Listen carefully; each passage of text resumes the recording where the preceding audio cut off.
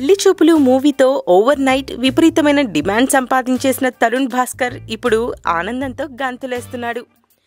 పెళ్లి చూపులు చిత్రానికి ఏ అవార్డ్ ఈవెంట్లోనూ ప్రాధాన్యత లభించలేదు. ఐఫాలో బెస్ట్ కమెడియన్ మాత్రమే దక్కింది. కానీ 64వ జాతీయ అవార్డు ఉత్సవంలో మాత్రం 2 జాతీయ అవార్డులు దక్కించుకుంది. నిజానికి నా వర్క్కు ఇంత గుర్తింపు లభిస్తుందని నేను ఎప్పుడూ అనుకోలేదు అంటున్నాడు తరుణ్ భాస్కర్. చిన్న సినిమా అయినా పెద్దదైనా మంచి సినిమాకి ఆదరణ ఎప్పుడూ ఉంటుందని ప్రూవ్ చేసుకుంది పెళ్లి చూపులు.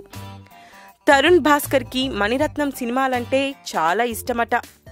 అవి అవార్డులను గెలుచుకునేలా ఉంటాయని, యాక్టర్స్ నుంచి టెక్నీషియన్స్ వరకు చాలా అవార్డులు వచ్చేస్తుంటాయి. నేను మణిరత్నం గారిని దేవుడుగా భావిస్తాను. అందుకే చెలియా చిత్రాన్ని మొదటి రోజు మొదటి ఆట చూసి థియేటర్ నుంచి బయటకు రాగానే ఈ అవార్డు గురించి చెప్పారు. అంతా ఆ దేవుడి ఆశీర్వాదమే అనిపించింది అంటూ భక్తి ప్రపత్తులు చాటుకున్నాడు ఏకలవ్య శిష్యుడు తరుణ్ భాస్కర్.